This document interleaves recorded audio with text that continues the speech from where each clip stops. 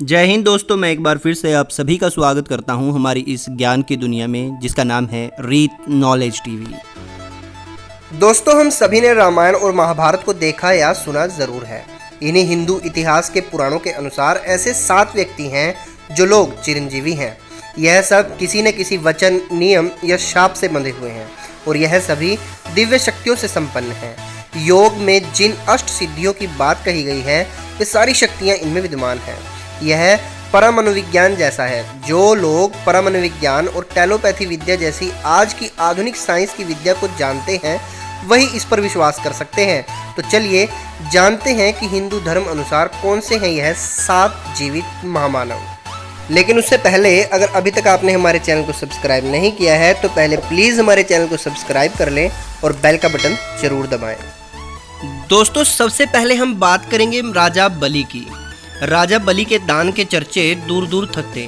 देवताओं पर चढ़ाई करके राजा बलि ने इंद्रलोक पर अधिकार कर लिया था।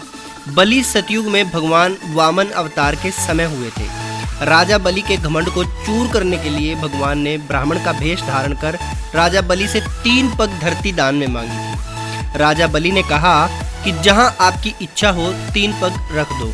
तब भगवान ने अपना विराट रूप धारण कर 2 पगों में तीनों लोक नाप दिए थे और तीसरा पग बलि के सिर पर रखकर उसे पाताल लोक भेज दिया था। दोस्तों, इस लिस्ट में दूसरे नंबर पर हम बात करेंगे भगवान परशुराम की। भगवान परशुराम राम काल के पूर्व महान ऋषि रहे हैं। उनके पिता का नाम जमदग्नि और माता का नाम रेणुका है।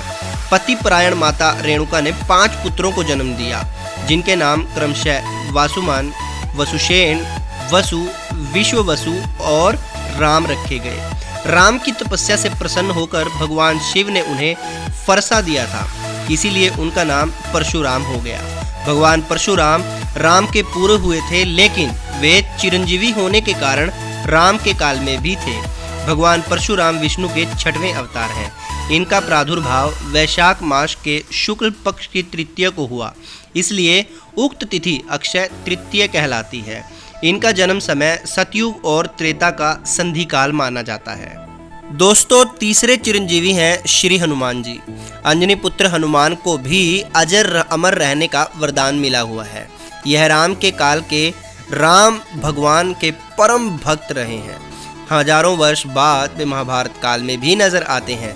महाभारत में प्रसंग है कि भीम उनकी पूंछ को मार्ग से हटाने के लिए कहते हैं तो श्री हनुमान जी कहते हैं कि तुम ही हटा लो, लेकिन भीम अपनी पूरी ताकत लगाकर भी उनकी पूंछ नहीं हटा पाता है। दोस्तों, चौथे चिरंजीवी हैं श्री विभीषण जी। रावण के छोटे भाई विभीषण, जिन्होंने राम के नाम की महिमा जपकर अपने भाई के विरुद्ध लड़ाई में श्री राम जी का साथ दिया और जीवन भर राम नाम जपते रहे। दोस्तों, 5वें चिरंजीवी थे ऋषि व्यास जी। महाभारतकार व्यास ऋषि पराशर एवं सत्यवती के पुत्र थे। ये सांवले रंग के थे तथा यमुना के बीच स्थित एक द्वीप में उत्पन्न हुए थे। अतएव ये सांवले रंग के कारण कृष्ण तथा जन्मस्थान के कारण द्वैपायन कहलाए। इनकी माता ने बाद में शांतनु से विवाह किया, जिनसे उनके 2 पुत्र हुए, जिनमें बड़ा चित्रांगद युद्ध में मारा गया और छोटा विचित्रवीर्य संतानहीन ही मर गया। कृष्ण द्वैपायन ने धार्मिक तथा वैराग्य का जीवन पसंद किया, किंतु माता के आग्रह पर इन्होंने विचित्रवीर्य की दोनों संतानहीन रानियों द्वारा नियोग के नियम से 2 पुत्र उत्पन्न किए, जो धृतराष्ट्र तथा पांडु कहलाए। इनमें तीसरे विदुर भी थे। व्यास स्मृति के नाम से इनके द्वारा प्रमाणित एक स्मृति ग्रंथ भी है। भारतीय वाङ्मय एवं हिंदी संस्कृति व्यास जी की ऋणी है। दोस्तों, 6ठे चिरंजीवी भी महाभारत काल से ही संबंधित हैं, जिनका नाम है अश्वत्थामा। अश्वत्थामा गुरु द्रोणाचार्य के पुत्र थे।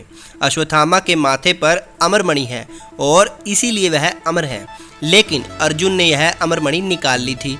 ब्रह्मास्त्र चलाने के कारण कृष्ण ने उन्हें शाप दिया था कि कल्पांत तक तुम इस धरती पर जीवित रहोगे, इसलिए अश्वत्थामा 7 चिरंजीवियों में गिने जाते हैं। माना जाता है कि वे आज भी जीवित हैं तथा उनके कर्म के कारण भटक रहे हैं।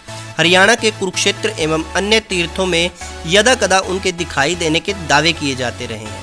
मध्य प्रदेश के बुरहानपुर के किले में उनके दिखाई देने जाने की घटना प्रचलित है। दोस्तों, हमारे जो आखिरी और 7वें चिरंजीवी हैं उनका जिक्र भी महाभारत में मिलता है, जिनका नाम है कृपाचार्य। शरद्वान गौतम के एक प्रसिद्ध पुत्र हुए हैं कृपाचार्य। कृपाचार्य अश्वत्थामा के मामा और कौरवों के कुलगुरु थे। शिकार खेलते हुए शांतनु को 2 शिशु प्राप्त हुए। उन दोनों का नाम कृपि और कृप रखकर शांतनु ने उनका पालन पोषण किया। महाभारत युद्ध में कृपाचार्य कौरवों की ओर से सक्रिय थे। तो दोस्तों, ये था हमारा आज का वीडियो। अगर आपको वीडियो पसंद आया है तो आप प्लीज़ वीडियो को लाइक और शेयर ज़रूर करें। अगर अभी तक आपने चैनल को सब्सक्राइब नहीं किया है तो प्लीज़ हमारे चैनल को सब्सक्राइब कर लें और हाँ, बेल का बटन दबाना ना भूलें। जल्द ही मिलेंगे आपको फिर से नए वीडियो के साथ। तब तक के लिए जय हिंद, जय भारत।